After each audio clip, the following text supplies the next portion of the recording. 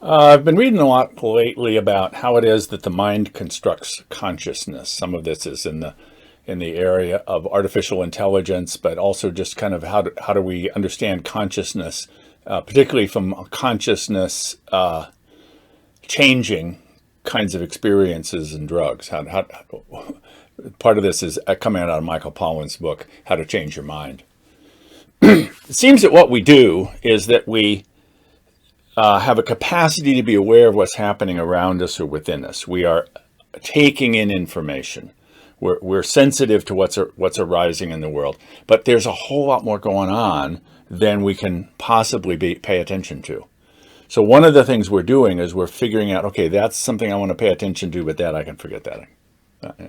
So what will I focus my attention on? We take in the data that we discover is relevant to us, and then we look at it and we say, what is this?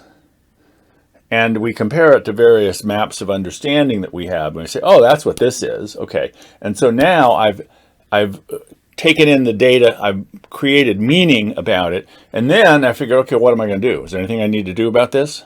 Does this elicit some necessary response from me?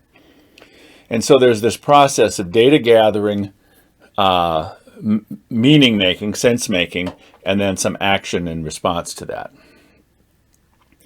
Now, when we see somebody that we understand to be a really with it aware person, somebody who's on it, who gets it, who's connected, is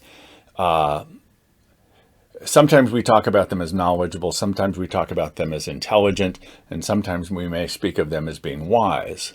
I want to suggest to you that these are three different things. Knowledgeable has to do with somebody who has been able to collect a bunch of information, has a lot of data. People can be very knowledgeable, but what they know is not particularly helpful. It may not even actually be true. Structurally, there are lots of things that we can say are facts. Like right now, it is a fact that I am standing 620 feet above sea level. That's a fact. You say, well, Mark, how do you know? I say, I don't know. I make shit up. I don't know whether that's it's pretty close. I'm probably within 10 or 15 feet based upon what I know about this geography here. But that's in the form of a fact. And people have facts. And we can string facts together to make all kinds of meaning. Here's my meaning map. I'm going to make it mean something on the basis of what I pay attention to and what I discard, what I don't pay attention to. And so we can see people taking a position about what's happening in the world today with regard to gun control or abortion or vaccines or all kinds of things, the economy, and their position can be based upon facts, which may or may not be actually valid, true facts, and they may be picking those facts in order to make a certain kind of meaning. I want to pick all of the meaning that's going to fit into these to make it mean this. Used to be in human history, but not so long ago here in the United States, people used to be able to read the Bible and show how the Bible indicates that God expects us to have the institution of slavery. It's right there in the Bible. People don't read the Bible that way anymore very much.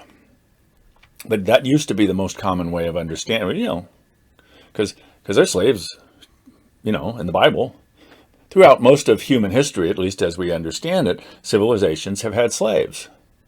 So to be able to read that data and say, no, that's not the way we are intended to be. That is a novel reading that puts the facts together in a different way to come to a different conclusion. We make sense of it in a different way, and then we behave in a different way.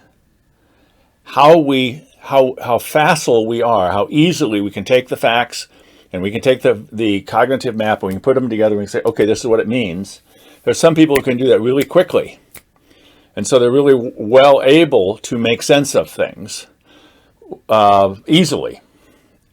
And it seems like they're probably right about this stuff. So these are really intelligent people. But some of the maps, even though they may be very commonly used maps, they don't really make sense of the whole thing. They just make sense of a part of it.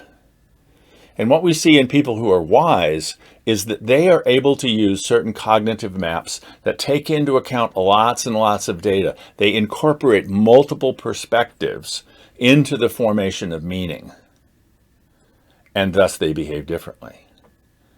So as we're having our conversations about the things we disagree about, let's make sure that our facts are accurate, and let's notice how it is we're making meaning, and why am I picking this map to make meaning? And is my map one that takes into account multiple perspectives so that it is as comprehensive about reality as possible, and thus is an expression of our best wisdom? All right, take care.